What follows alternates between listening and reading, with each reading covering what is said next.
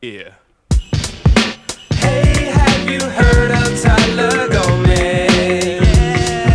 Oh yeah, I know you know Tyler Gomez.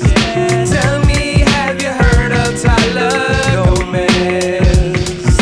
Oh yeah, I know you know Tyler Gomez. In the history of Baja, never a larger Latino. I heard he got his weight up with omega-3 aminos. Born and raised in Santa Rosalia to a man who ran a panaderia. Knocked his mother up and said, see ya, out he goes, adios. He was on his own with mom. She brought him up right, so he stood tall as the palms. Played baseball, football, was always into something. Chopping on ceviche when the DJ came bumping into town. Armando, Nando for short. And Tyler dropped his jaw as he watched them whole core. Rocking on the mic, pumping up the discoteca, saying adios mio, boy is this so fresca. The DJ stayed extra days, they blazed Yeska. Showed him how to rock the stage fresher, and blessed him with a jacket made of leather that said death. I'm on it, even gave him his name. And you know he grew to own it soon enough. He blew up, open for El Super Grupo Menudo.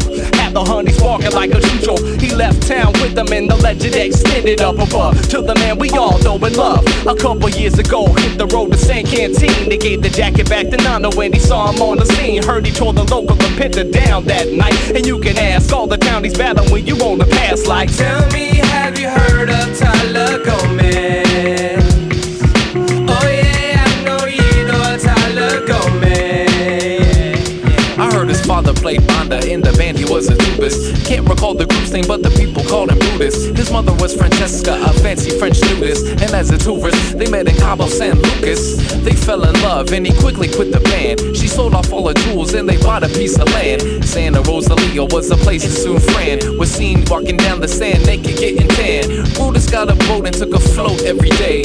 He would catch a lot of fish for France and fillet. But on the day that Tyler was born, I'm sad to say that his father took a trip and his ship washed away. So his mother raised Tyler on her own.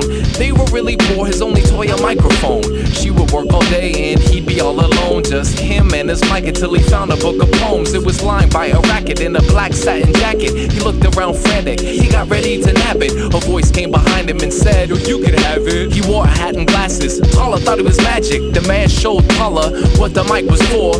Tyler tried it out and the magic man was floored. Before the man left, he told Tyler to perform, and he took his advice, and that night a star was born. He rocked every block from TJ to Santiago. Tapes would pop up from London to Chicago. Castro had him for lunch at the height of the embargo, and he went triple platinum with his anthem Soy Mago. But soon after that he changed and became devout Catholic and went to Mexico to hide out. But if you ever drive through Baja, watch out for a black satin jacket. If you see it, then shout. Hey, have you heard of Tyler Gomez?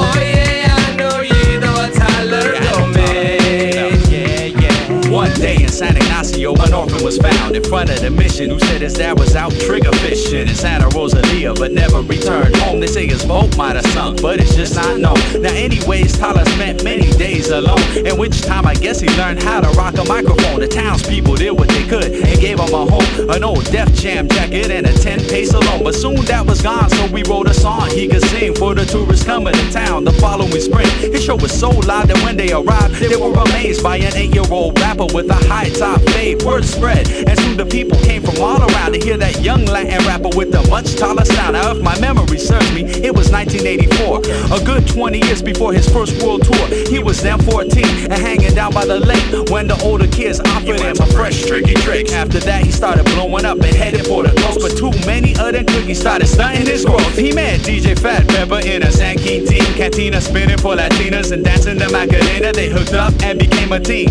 but on the down low, Tyler's addiction was worse than he. It was shattered a dream. A night before the biggest show, he was found in the green room, face down in tricky tray cookie dough. The next day, Baja cried cause Tyler had died. A microphone shrine was built where he used to reside. But between me and you, I don't think he's really dead. Here's a little information on man Taco Bled. He said that Tyler's still alive and his legend lives on. And sometimes late at night you can still hear his song. He said, like a whisper in the past, man did say, from Caribbean southbound to Moulin.